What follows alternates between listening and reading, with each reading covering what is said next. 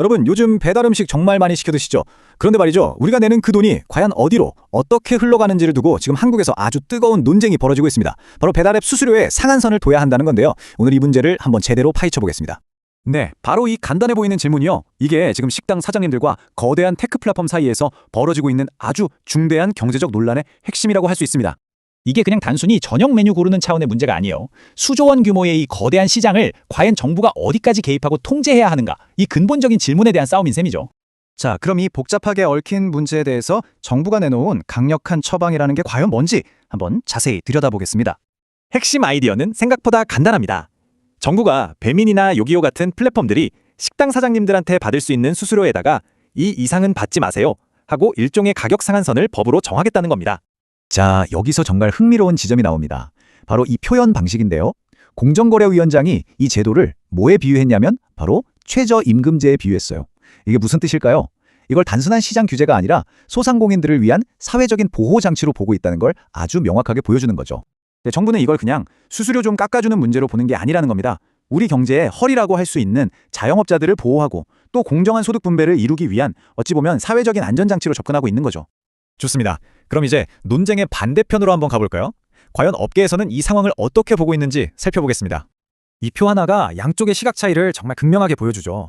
정부는 이걸 최저임금처럼 꼭 필요한 보호 조치라고 얘기하는데 업계에서는 아니 이건 정부가 민간 기업이 파는 라면 가격을 마음대로 정하는 거랑 뭐가 다르냐고 이건 명백한 시장 개입이고 가격 통제라고 맞서고 있는 겁니다.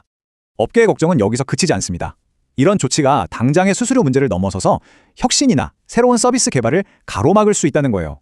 심지어 과거에 큰 논란이 됐던 타다금지법처럼 한국의 스타트업 생태계 전체를 위축시키는 나쁜 순례가 될 수 있다고까지 경고하고 있습니다.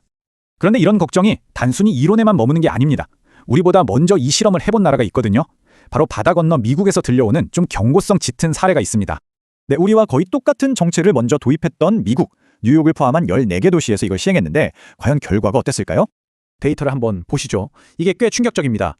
리 주오신 교수의 연구 결과를 보면 수수료 상한제를 도입했더니 오히려 배달 주문이 6.8%나 줄고 식당 매출도 3.9%가 떨어지는 역효과가 나타났다는 겁니다. 어라?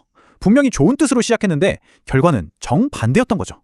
이게 바로 경제학에서 말하는 그 유명한 풍선 효과입니다. 자, 한번 따라가 볼까요? 1단계, 정부가 플랫폼 수수료라는 풍선의 한쪽을 법으로 꾹 눌렀어요. 그랬더니 어떻게 됐을까요? 2단계, 플랫폼은 손해를 메워야 하니까 소비자가 내는 배달비를 슬쩍 올린 거죠.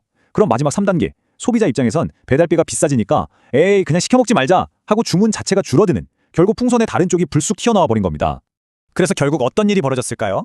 샌프란시스코랑 캐나다, 브리티시 콜럼비아는 이 제도를 아예 없애버렸고요. 뉴욕시마저도 상한선을 엄청나게 완화했습니다. 이 실험이 원래 의도대로 잘 작동하지 않았다는 걸 보여주는 아주 강력한 증거라고 할 수 있겠죠. 자, 그렇다면 미국의 사례까지 본 우리는 어떤 선택을 해야 할까요? 이 논쟁이 앞으로 한국 시장에 어떤 의미를 갖게 될지 마지막으로 한번 짚어보겠습니다. 바로 전문가들이 이 점을 경고하는 겁니다.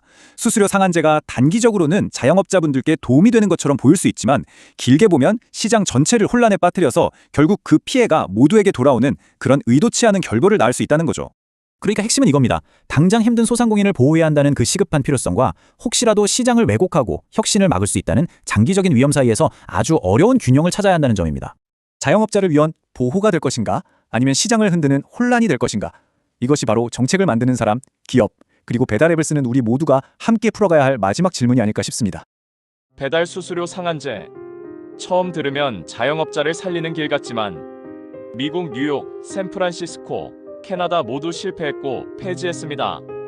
왜일까요? 가격을 억지로 누르면 기업은 버티기 위해 다른 비용을 만들어내고 올립니다. 배달비가 오르고 서비스는 줄어들고 품질은 떨어지고 시장은 얼어붙었습니다. 결국 피해는 소비자와 자영업자에게 돌아간다는 사실을 우리는 알아야 합니다.